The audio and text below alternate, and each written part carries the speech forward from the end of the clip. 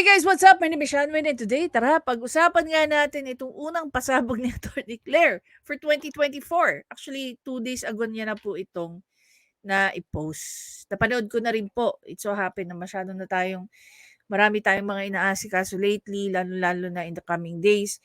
Kaya hindi po tayo agad-agad nakakapag-create ng mga komentarya at saka reaction videos natin. However, dito, itong video ni Atty. Claire, this is for me, my much awaited videos ni Atty. Claire. Okay, much awaited video ni Atty. Claire. So ayon nga sa kanya dito sa kanyang caption, Senator Raffy Tulfo, conflict of interest, di nakaw ng pera, pero nakaw ng oras. Magnanakaw pa rin? Ayan. Kaya sabi ko tuloy, buwan naman ang pasabog ni Atty. Claire about kay Idol Raffy, hindi ko kinaya. Literal na hindi ko kinaya. Kasi ang dami niyang isiniwalat dito na talagang mind-boggling. No, mind-boggling. And the latter part, may mga katanungan tayo, what's next after this? 'Di ba? What's next? Anyway, for now, ang gagawin natin, papanoorin natin at paunti-unti tayo magkakaroon ng mga reaction para mapag-usapan. Let's go. Ay yung mga naging admission ni Senator Raffy Tulfo at ang mga records na maaari magsabi na may conflict of interest sa kanyang pagiging senador at sa kanyang pag-host. Ang pagpapatuloy ni Senator Raffy Tulfo sa pag-host sa RTIA habang siya ay kasalukuyang senador or public servant ay masasabing may conflict of interest. Ang unang pag-amin ni Senator Raffy Tulfo na ang may-ari ng mga videos na ina-upload sa RTIA ay pag-aari ng RTIA Foundation. Kaya yung mga YouTube channel at FB account na may income ay pag-aari ng RTIA Foundation. Ang RTI Foundation ay pag-aari naman nila. Si Senator Raffy Tulfo bilang President at si Congresswoman Jocelyn naman ay ang Treasurer. Inamin naman si Senator Raffy Tulfo yung kanyang setup. Happy naman daw siya. Mondays to Wednesdays. Okay. Foundation. Alam niyo guys, okay, well, siguro one of the things na I've wanted na mangyari, no, isa sa mga plinano ko sa buhay is magtayo ng foundation. Okay? Yung foundation, normally, pagka nagtatayo ka ng mga ganyan, tatanungin sa'yo, sino ang mga beneficiaries mo? So, may iba't ibang klase ng, sabihin na lang natin, sektor, category, or what. Sabi ko, if ever magtatayo ako ng foundation, I want to focus sa mga elderly at saka sa mga abandoned child. Okay? Hindi sa street children na, pero abandoned. Yung mga iniiwan sa mga ospital, those are the parang primary na gusto kong matulungan. Okay? Hindi man para makakuha ng foster care or foster parent or what, pero at least magpalaki ako ng bata hanggang sila ay makapagtrabaho on their own. Okay? Masuportahan sila ng mga donors na nare-receive ng foundation. Typically, sa pagkakaalam ko when it comes to a foundation, okay? Una, kailangan meron kang programa sa foundation mo. Pangalawa, continuous ang ginagawa mo pagdating sa ng foundation, ng programa ng foundation mo. Apart from that, it's a non-profit. Kaya po, ang mga foundations, non-taxable. Kung mapapansin niyo po, maraming corporation, malalaking corporation like GMA, ABS-CBN, San Miguel, at kung ano-ano pa. Nagki-create po sila ng kanilang foundation. Part of what they make is idinodonate po nila sa kanilang foundation. And that money is non-taxable. Okay? Pero, ngayon lang ako honestly nakarinig, gaya sa setup nito ng RTIA, na yung buong income, okay, again, it's non-profit. Okay, non-profit. Yung buong income ng isang YouTube channel at Facebook page ay napupunta sa isang foundation. This is something that is very new to me. Kaya marami rin akong nalalaman at na dito kay Atty. Claire. So, continue tayo Wednesdays sa Senado siya. Thursdays to Fridays, sa radyo siya. Happy ako sa pagiging isang senador. Nagagawa ko yung gusto ko. Kasi Monday to Wednesday sa Senado and then Thursday and Friday dito ko sa radyo. Thursday and Friday dito ko sa radyo. Paano ba dapat magtrabaho ang isang public servant? Okay, singit tayo sandali. Alam niyo po ba noong panahon ng eleksyon, sinisita yung mga gaya ng mga mayor, congressman, gobernador, even Mama Lenny. Bakit? Kasi malayo pa po ang official campaign season kung nagbabayan-bayan na sila. Nangangampanya na sila. At marami pong Pilipino ang naiinis. Dahil para sa kanila, the way they see it, pinapasweldo kayo ng taong bayan, pero nagagawa niyong nangangampaign during office hours na hindi naman official month or day ng pangangampanya. So wala kayong excuse. Vice President na po yun ng Pilipinas Sinisita si Mama Lenny ng panahon ng campaign season. Kaya sabi ni Mama Lenny, hindi, may kailangan akong gawin dyan sa mga probinsya na yan. May kailangan akong ganito, ganyan, bla bla bla bla bla. And we all know, nangangampaign siya nung panahon na yun. Diba? Kumbaga na isisingit niya ang pangangampanya niya. And even before those days, na nangangampanya siya, hindi naman niya gawain ang pumunta sa iba't ibang probinsya during her term. Nang ganong kadalas. Diba? Kung yun nga sinita na, bakit mo ginagawa yan during office hours? Pero pagdating kay Idol, bakit parang wala tayong pakialam? Kaya tuloy, nakikita ni Atty. Claire na, wow, diba? And another thing, nasabi ko na rin to minsan sa aking ibang mga videos. Nung napakinggan ko, yung, tawag dito, live stream session ni Atty. Claire with the Sausawero. Sabi na ni Atty. Claire, for a time, nagtrabaho siya sa isang government agency or LGU, okay, as a legal officer. Binigyan naman po siya ng certificate na she's being, she was allowed to practice, as a trial lawyer. Pero out of delikadesa, siya mismo ang umalis. Dahil nahihiya daw siya sa taong bayan na nagpapasweldo sa kanya. Pakiramdam niya, ninanakaw niya yung oras na yun. Hindi man siya korap na tao, pero yung pagpunta-punta niya sa mga korte, ang pakiramdam ni Atty. Claire, parang niya ninanakawan ng taong bayan. Kaya siya umalis. Kaya siguro ganyan na lang yung ni Atty. Claire. No?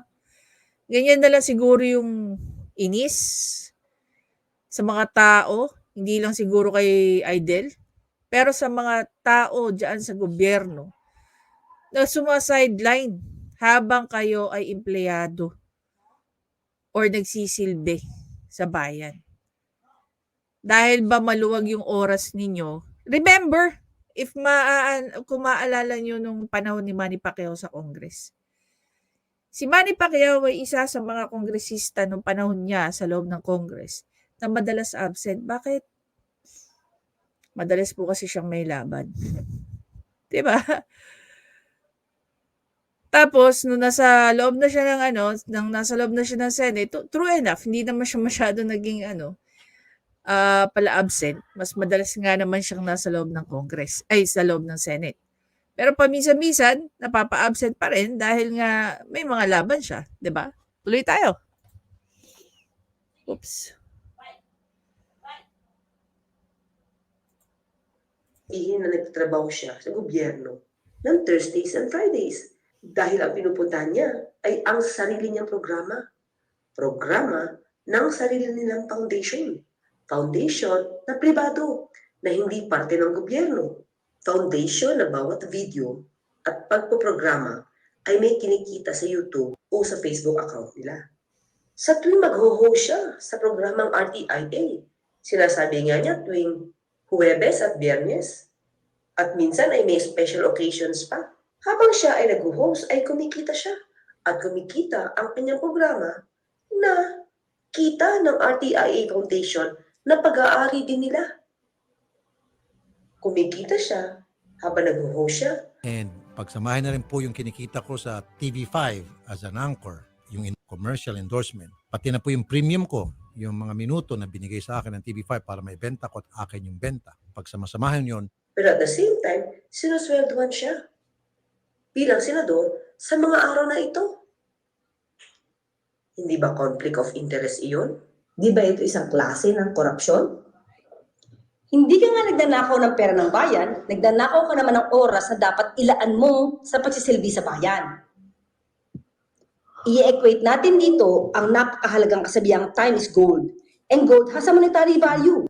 O, ang oras ay may katumbas na pera. May value ito. Kaya pag nagsasayang kayo ng oras, nagsasayang din kayo ng pera o kaya nilulustay ninyo ang pera ng taong bayan. At pag nagnakaw naman kayo ng oras, nagnanakaw din kayo ng pera ng taong bayan dahil time is gold, ika nga natin. Na short change nyo ang taong bayan sa ginagawa nyong pagnanakaw ng oras. Tapos niyan, pinapasweldo pa kayo ng taong bayan sa ginagawa nyong pagmumoonlighting. Constituency work? Ano ba yung constituency work? It is a general term for what members of Congress do to serve and represent the interests of their constituents, not the other way around. Kung saan mas kikita pa ang isang mamabatas sa ginagawa niyang activity na pampersonal kumpara sa gagawin niyang pagtulong. Explore low-price flight maps. Pero triple naman daw ang balik ng kita na ginagawa sa isang programa. Maituturing bang constituency work iyon na related sa pagiging legislator? Ang pakikipanayan sa mga mag-asawang nagkaroon ng hiwalayan issues? Binubugbog po ako niyan. Tapos ito pa po, idol, may bukol ako dito na sinaktan niya ako. Ang 7 months sinadyakan ako dito sa balakang. Namatay po ang anak ko. Dahil po sa kanya.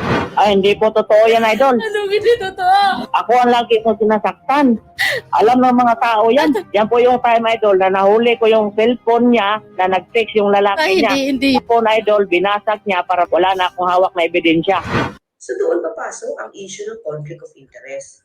Paano nga bang dinefine ang conflict of interest sa RA number 6713? Conflict of interest arises when a public official or employee is a member of a board, an officer, or a substantial stakeholder of a private corporation or owner, or has a substantial interest in a business, and the interest of such corporation or business or his rights or duties therein may be opposed, affected by the faithful performance of. Okay guys, tingnan muna natin itong RA 6713. Curious lang ako kung ano yung penalties dito. Wait lang pull out natin. Okay guys, tingnan lang natin kung ano ba tong Republic Act number 6713. So ayan dito, this was enacted last February 20, 1989, and it says that an act establishing a code of conduct and ethical standards for public officials and employees to uphold the time-honored principle of public office, being a public trust, granting incentives and rewards for exemplary service, enumerating prohibited acts and transactions, and prohibiting penalties for violation thereof, and for other purposes. Okay? So, Section 1 says that this act shall be known as the Code of Conduct and Ethical Standards of Public Officials and Employees. Ayon din dito, it is the policy of the state to promote high standard of ethics in public service.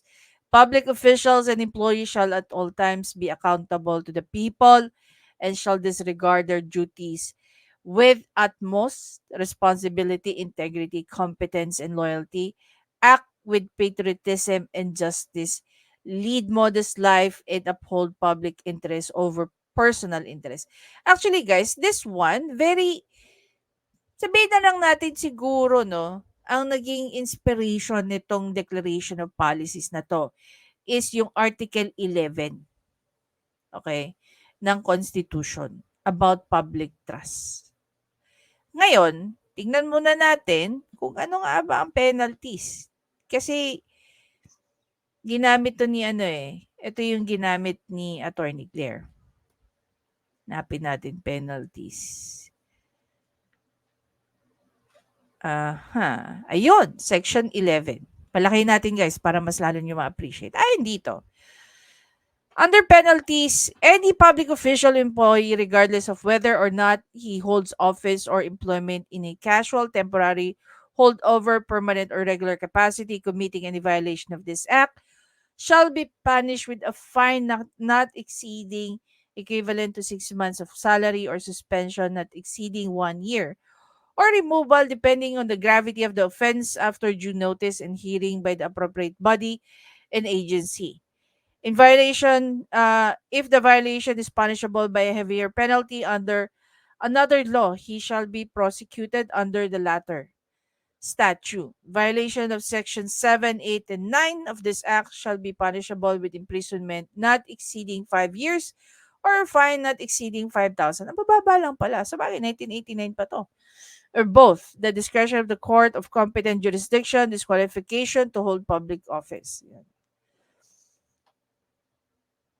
Any violation thereof proven in the proper administrative proceeding shall be sufficient cause for removal or dismissal of a public official or employee, even no criminal prosecution is instituted against him.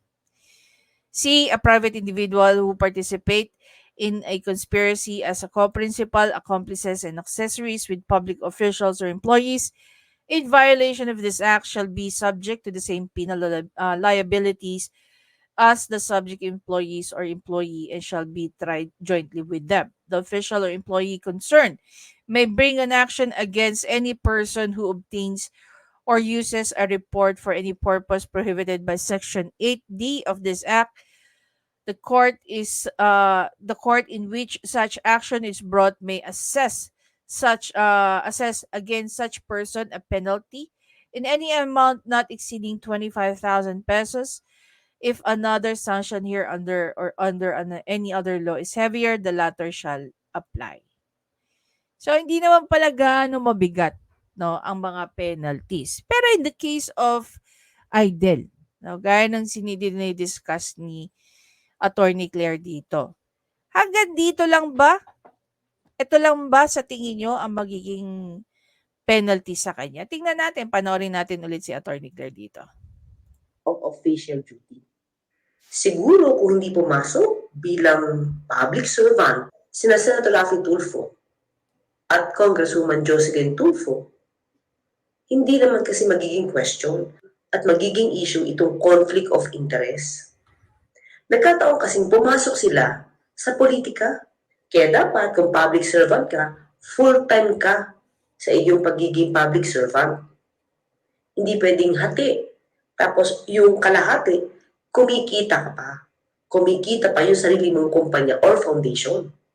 Pangalawa, inamin rin ni Senator Raffy Tulfo sa interview na ginawa ni Julius Babaw at inulit pa niya sa interview ni Richard Hiderian na nagagamit niya ang posisyon niya bilang senador para sa programa niyang RTIA. Ngayon na senador ako, mas madali ako makipag-ugnayan sa mga kinaukulan. Mas pinakikinggan ako. Tinatanggap agad yung tawag ko, sinasagot. Unlike before, nung ako yung regular simple broadcaster lamang, kuminsan binabagsakan pa ako ng telepono. Meron tayong proseso, Mr. Tulfo. A crime was committed, then you are responsible to Unless your man. proven, wala pang may file na kaso. Sir, it doesn't matter. Sir, I'll give you an example. Halimbawa, ako po, yung tao ko, kasamahan ko sa RTIA, may Ito ginawang siguro. may Pero ginawang kami, kalokohan. nag-observe kami ng proseso.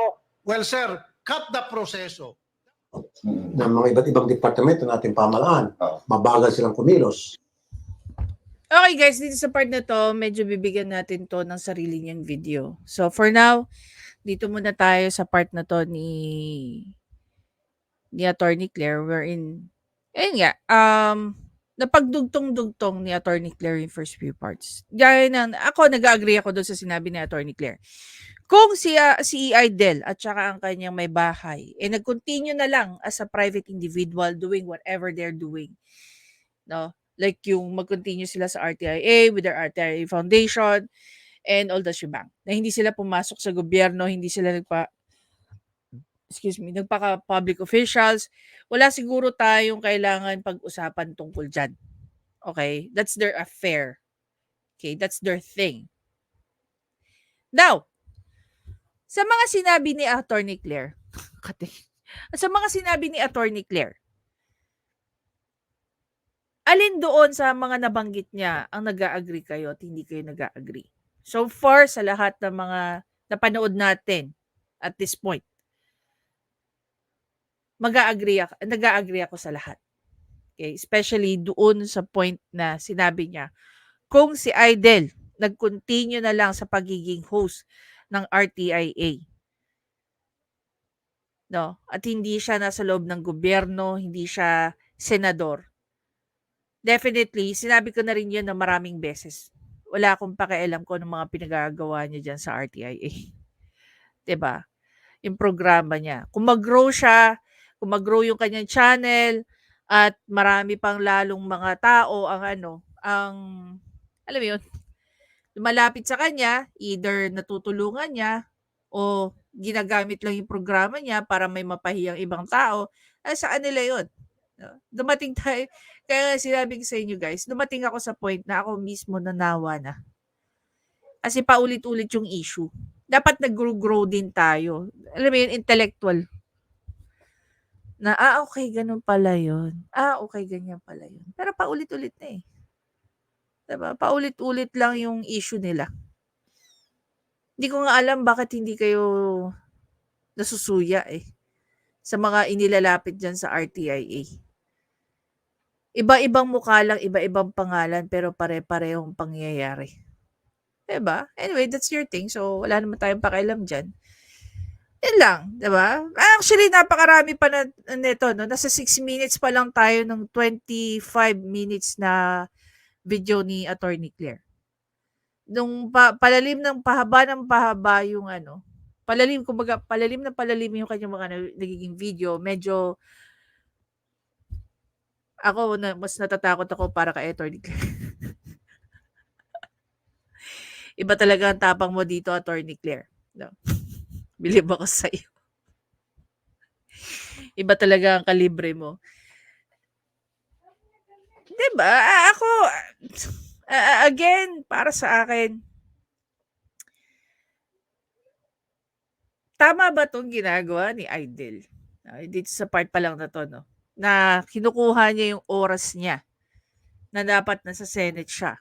Sa kanya naman ang galing na sa bibig niya, 'di ba? Pinakita naman ni Attorney Claire diyan.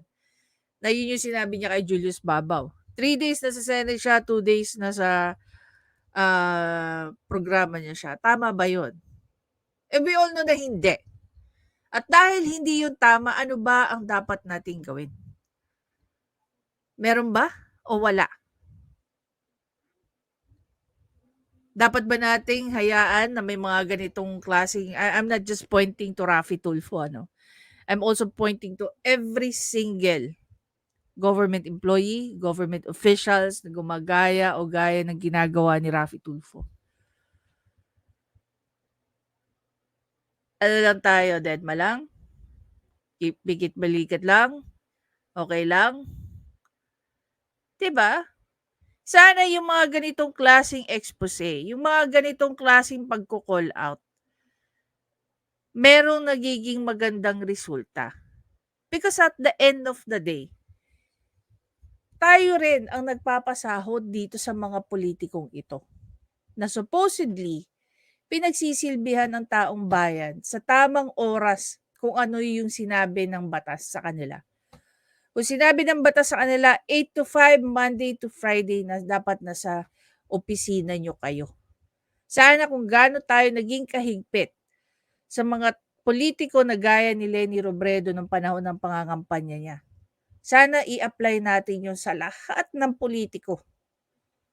Imagine niyo 6 na taon pa to si Raffy Tulfo dyan. Well, actually, 4 more years. Diba? So, hahayaan natin na 4 more years ganito ang sistema ni Idel. At the end of the day, sino ba ang kawawa rito? Si Idel o yung taong bayan na nagpapasweldo sa kanya na binabayaran siya ng buo from Mondays to Fridays, tapos from Thursday and Friday, nandoon siya sa programa niya. Diba? Hindi po Senado ang RTIA. Hindi po Senado ang studio ng TV5. Ang Senado po, nasa may Rojas Boulevard sa likod po ng GSIS. Anyway guys, again, maraming salamat sa panonood. Please don't forget to subscribe, like, and comment. I-share nyo na rin yung thoughts nyo tungkol dito. Actually, kung titingnan nga natin yung comment section, imagine niyo kung gaano nakarami yan. Tingnan nga natin yung comment section. 656 comments, no? Aba, may kahuntahan dito si Attorney Claire. Basahin nga natin, sabi dito ng ano, besides that, I believe RT is violating Section 8 of the Code of Conduct and ethical status for public officials and employees, which states that officials and employees and their families shall lead modest and simple lives appropriate to their position and income. They shall not indulge in extravagant or ostentatious display of wealth in any form. Pansinin niyo po ang designer clothes na lagi niyang binabalandra at ang mga luxurious travels niya at ang pamilya niya. So 100 likes, 100 pang 108 na tayo. Tingnan natin ang replies. Sabi ni Attorney Claire dito, true. I had that in this video but I just edited it because I tried to concentrate on divestment of interest on the foundation. But you're correct po. Sabi rito ni Pudaypay, Pudaypay, sana po ma-feature nyo si attorney. Sana po ma-feature nyo attorney together ng clips and pictures about us the stainless display of wealth. Ayan. Ayon naman dito sa IMW6914, dapat po talaga matagal sa pwesto ang ganid at buitre. At Attorney Claire, ano po ba magagawa nyo para mapatalsik nyo sa o patalsik nyo sa pwesto aside na ma-feature dito sa YT? Basically, sa pagkakaalam ko, pwede po mag-file ng complaint sa ombudsman. Okay. Attorney Claire can correct me on that one, or even Attorney Libayan or anyone else who knows better. Ayon naman dito kay Kayi Jeffelaya, kahit naman gaano kadaming lalabagin si Tulfo, walang mangyayari. Lalo na pag may pera at kapangyarihan na siya, sa Comelec nga nakalusot, nakapagpakasal nga kahit kasal sa dati. Yan. O nga, no? Diba? Tayo galit na galit tayo that we're not getting, sabihin na lang natin fair justice. Yan ang laging sinasabi ng ang hustisya daw ay para sa mayayaman. Hindi po yan totoo. Hindi po yan totoo. Dahil marami na po akong na-witness, marami na rin po akong mga kasong nabasa, na marami pong mga kaso na may hirap ang involved and yet na ipapanalo ng mga PAW lawyers, ng mga public prosecutors. Hindi lang natin sila binibigyan ng highlight. Bakit? Kasi kadalasan sila ang ipinapahiya. Imbis na pinagmamalaki natin sila. Imbis na pinagpapasalamat natin na sila ay naandyan para tulungan ng mga maralalitang Pilipino. Diba?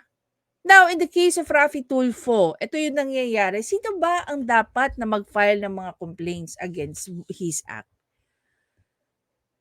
Sino ba ang mga direct? No? Yun yung ano doon eh. Dapat directly merong siyang tinatamaan or affected. Ang public ba, gaya natin, pwede mag-file ng complaint against kay Raffy Tulfo? No, sa mga ganito niyang gawain. Sabi rito ni Mario Bolanes 2654, malaking po na kay Tulfo, ito lagi na lang namamahiya sa mga kausap, baka dyan umayaw ang ibang tao sa kanya. Hindi naman. Sa pagkakaalam ko sa survey nga, nangunguna na siya ngayon for presidential. Ano? Sabi ni Alfredo Baclita, wala pa yang delete. Wala pa yang dinilit yung video stating na double ang pondo ng RTI kasi gagamitin yung pondo ng Senado. But walang pumuna sa kanya na official heist. Alam niyo, narinig ko nga to, yung tungkol dito. No, narinig ko pero hindi ko napanood na nanggaling dito nanggaling kay Idol yan eh. Pero may narinig nga akong tungkol diyan. Sabi ng Danilo Serrano 225, huwag niyong kainggitan. Oh, huwag niyong kinainggitan si Tulfo dahil malaki ang kinikita. He's already highest paid Pinoy sa YouTube bago siya naging senador. Isang tambak na opisyal ng gobyerno ang maraming conflict of interest pero si Tulfo lang ang pinag-iinitan nyo. Ilang pamilya ng mga political dynasty sa Pilipinas ang kilala nyo na mga bilyonaryo kahit walang trabaho o negosyo. Political dynasty. Isa na dyan ang mga Tulfo. Asawa, anak, kapatid, nasa Congress. 'Di ba? Sino ba pinaparinggan niya dito? Panoorin, tingnan natin. Ayan. Hanapin nyo nga po yan. Sabi ni Alfredo Baclita. Rafi should resign as a public official, not deserve to serve the country. Ayan. Ayan mo, Attorney Claire, I'll ask around kung meron silang naitabi about dito sa sinabi ni Alfredo Baclita.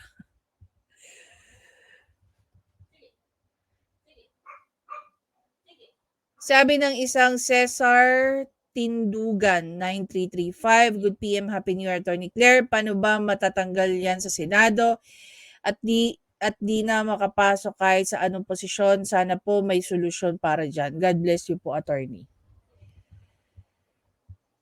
Sabi ni Jack Baltazar, convicted nga, pinatakbo pa sa Senado, hindi nga agad siya ng COMELEC nung manalo, hindi daw nila jurisdiction kasi lampas mo na raw magkakaso, kaya yung halaga ng pabor kay Tulfo.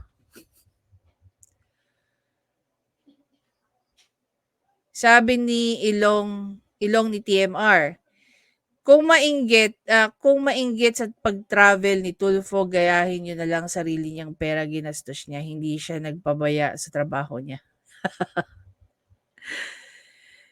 Ano daw?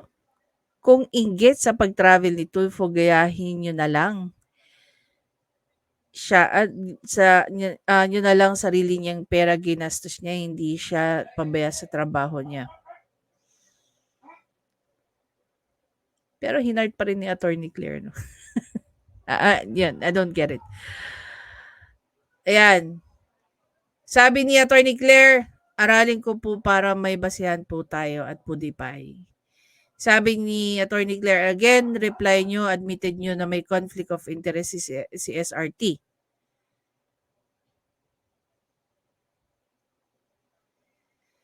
Now, iyang sinasabi mo nyo na ibang politika, give me po the details and materials para ma-discuss dito sa channel ko. Marami na ako na content, di lang si RT. Di nyo na napanood yon. Well, basically, Attorney Claire, pag ganyan, obviously, hindi siya talaga nanonood sa'yo. Nanggugulo lang si Tulfo sa Senado, may sarili kasi siyang batas, untouchable kasi. Sumagot si Danilo. May reply enumerating some of the major corruptions involving current and previous government officials has been taken down, deleted somehow. Ayan, sabi ni Ma'am Elenita, thank you so much, Attorney Claire. We're so proud na may mga taong katulad mo. Yes. Mga matatapang. Kapangyarihan hangad ni Rafi Tulfo sa pagkasenador, hindi paglingkod sa bayan. Boom, panis.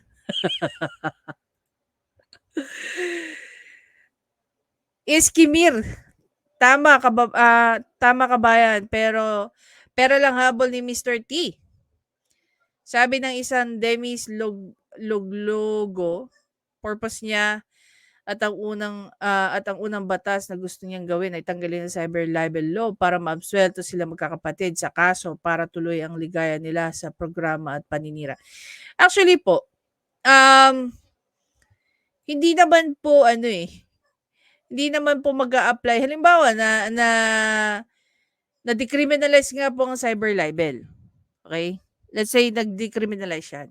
Hindi na po mag-a-apply yan kay Rafi Tulfo. Bakit? Unang-una po, ang mga batas po ay hindi naman po nagpa-function backwards. It's always forward. Yun lang, kung halimbawa, excuse me, at that time na ma-decriminalize ang cyber libel at may kaso pang kapatid niyang si Montulfo, definitely, ma-absuelto siya. Diba? Sabi ni Mabel dito, true po kayo dyan, nakakalungkot po na madaming tao naniniwala pa rin kay Raffy Tulfo. Ayon kay Nanay 1189, sa amin natanggal sa kanyang pwesto na opisyal na binoto. Excuse me, sorry. Nakalagay lang na wala tuwing Thursday sa opisina. Nakalagay lang na wala siya tuwing Thursday sa opisina. Si RT 2 araw na wala, dapat matanggal na din siya. Exposed again, Senator Tulfo gising, ikaw ba ang kinakantahan ng asinang lyrics na magnanakaw ng oras? Ayon kay Beth Relhome 565, tinadtad niya ng kaso si Atty. Libayan dahil ina-expose mga mali niya, pati ang mga small vloggers kasi hindi sumangayon sa kanya. Itong part na to, guys, ito pag-uusapan natin to, no? Excuse me. Kasi one of the things that I realize, yung mga, dati guys, nanonood lang ako kay Atty. Libayan. No? I'm a fan of Atty. Libayan for a very long time. Sabi ko, ang tapang nitong abogado na to. Sana hindi siya matinag, no? Kasi marami siyang taong nagigising, marami siyang taong natutulungan, and so on and so forth. And, you know, very recently lang, no? Tahimik si Atty. Libayan, pero ang dami-dami niya okay, maliban sa marami siyang tinutulungan. Meron sabihin na lang natin, meron mga silent battle si Atty. Libayan na nilalaban niyang mag-isa. Sana sa dami ng mga taong natutulungan niya, na-educate niya, hindi po natin hayaan na panghinaan ng loob si Atty. Libayan. And one of the things din, no, na kinakatakot ko para kay Atty. Claire. Dito din nag-umpisa si Atty. Libayan. Yung pag-i-expose sa mga mali ni Idel, and ngayon, and nga gaya ng sinabi dito ni Beth, tinatatad na naman talaga ng kaso itong si Atty. Libayan. Okay, so it's not for me to divulge that or discuss it. Si Atty. Libayan lang, definitely he's the man for that. Maliban sa mas mapapaintindi niya sa inyo yung mga ganyang bagay-bagay, siya rin yung tamang tao na magsalita patungkol dyan. Ang akin lang is, we continue to support Atty. Libayan and Atty. Claire. Kasi sila yung mga sandigan natin eh. Yung pag-i-expose niyan. Nakikita nyo naman na hindi lang naman si Idol lang nagiging topic nila rito. Marami-rami sila yung mga taong na itatopic dito. It's just that meron lang mga certain personalities or meron lang tao na pinag-iinitan din sila. Okay? And again, maraming din salamat sa mga suporta na ibinibigay nyo. Hindi lang naman kay Atty. Libayan or kay Atty. Claire, but everyone or anyone na patuloy na sumusuporta dun sa mga tao na lumalaban ng batas, 'di ba? Last, dito tayo. Sabi ni Iris, yan talaga yung pinagtataka ko. Kahit nung bata pa ako, naturuan naman kami sa eskwelahan na di pwede magkaroon ng posisyon sa kahit anong private companies or business sa mga public servants. Kaya ang ginagawa noon ay ang mga kamag-anak o asawa nila na lang na walang posisyon sa gobyerno ang inilalagay nila bilang bypass, which is napaka-sketchy pa rin. Pero ngayon, gulat na ako sa mga blatant na ginagawa sila na mismo ang nagmamay-ari o mga may high position sa mga private business at walang umiimik sa mga katrabaho nila. Pati si Mayor Halusos, wala namang follow-up dun sa position and duties niya sa Tape Inc. Ano ba nangyayari sa Pilipinas? Well, basically, here's the thing. Ang mga Pilipino po kasi, okay, Yung makakitaan lang ng na tumutulong tong taong to, akala mo santo na. Guys, sabi nga nila, even the coin, meron two sides. Even stories may two sides. What makes you think na ang pagkatao ng isang tao, walang two sides? 'Di ba? Kaya ako inis na inis ako dun sa mga nagpa-poverty porn. Bakit? Una, nakakaawa yung mga taong nagagamit for the content. Pangalawa, binigyan mo lang ng 10,000 yung taong ginamit mo sa content mo, binigyan ka naman ng 1,000,000. Not even 10% eh. 'Di ba? Yung binigay mo dun sa tao. Marami ako nakikita niyan dito sa YouTube. Buisit na buisit na buisit na buisit na buisit talaga ako sa mga ganyan. Pinapakitang tumutulong ka, pero ang hindi na i-realize ng mga tao, ginagamit lang itong mga taong to. Kaya tuloy, alam mo, hindi lang naman ako, maraming galit sa poverty porn. Maraming naiinis sa poverty porn. Yun lang yung, sabihin na lang natin, one of the easiest to grow to make money in YouTube 'Di ba? Eto guys, no? Sa Pilipinas, yung mga patok na content, iskandalo, controversy, poverty porn, mga katangahan na bini-video. Yun yung kumikita sa YouTube. Yun yung nagva-viral. Kalimitan. Yun naman sinasabing lagi. Marami pa rin nagva-viral na maganda. Pero hindi ko maintindihan, bakit tayo mga Pilipino, we enjoy those kinds of content. 'Di ba? What do we get from that? Are we learning something from it? Wala. 'Di ba? Anyway guys, again, magkikita ulit tayo sa susunod na video patungkol dun sa mga karugtong na mga na-expose ni Attorney Claire patungkol dito kay Aiden. Anyway guys, again, maraming salamat. I'll see you in the next video.